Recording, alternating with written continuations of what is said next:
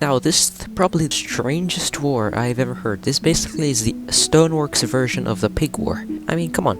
You know, the Pig War. You know, like how the death of a pig basically almost started a war between the United Kingdom and the United States.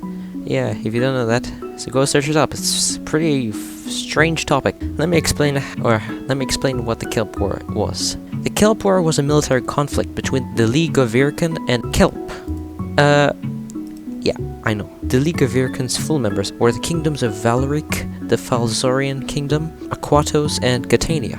The League declared war on Kelp because it causes floods around all of Elsham, especially in the Drakian Sea. The following event sounds ridiculous, but actually happened. Prelude to the war. After the destruction of Kybris, Mr. Ananas had to flee, holding a grudge against all nations around the Drakian Sea, as they had evicted him over and over again. He came up with a plan. He would flood everything whilst teaming up with Kelp. Even though Ananas' life found a premature end, the Kelp had already been set into motion. It mobilized and started spreading water, endangering the coastlines of many nations. The Kelp prepared slowly, rising the sea levels in the middle of the Drakian Sea. The League noticed the change and started to alert people, but didn't do anything about it yet. This was changed after a giant tsunami appeared on the coast of the Catania city, Atarashi Sora. Catania quickly encased the tsunami, preventing destruction, and the League was on high alert.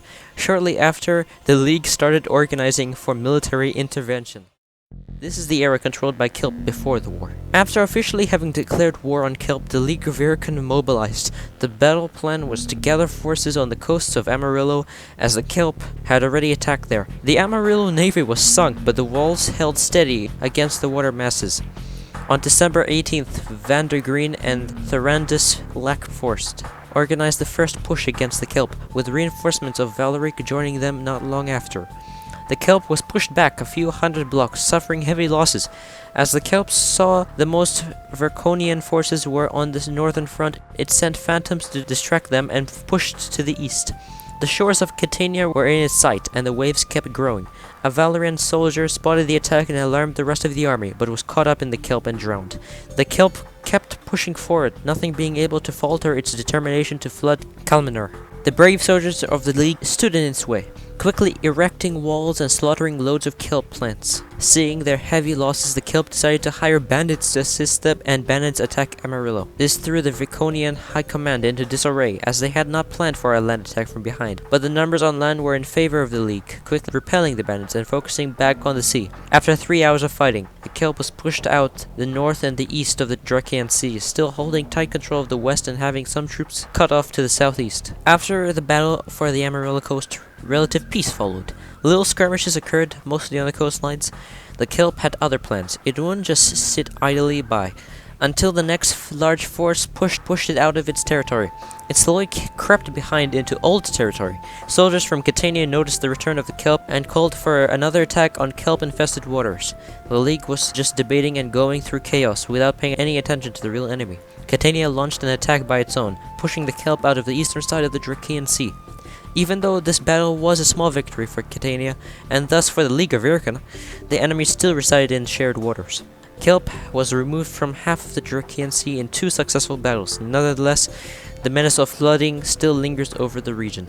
The League of Virken collapsed, and the remaining members saw no more merit in the institution and dissolved it, without achieving their goal of removing Kelp from all of the Drakian Sea, concluding in a partial victory for Kelp despite their heavy losses. The result, it somehow led to the dissolution of the League of Virken and a partial Kelp victory. The belligerents of this war are the League of Virken, the Artholdic Horde, Invetia, the Amethyst Association, and volunteers from other places, while on the Kelp side, well, Kelp and bandits. I have nothing to say about this, except how did this happen? Yeah, but anyways, thanks for watching. Please subscribe, leave a like, it's free, and you can easily unsubscribe later, and I'll see you in my next one. Peace out, and goodbye.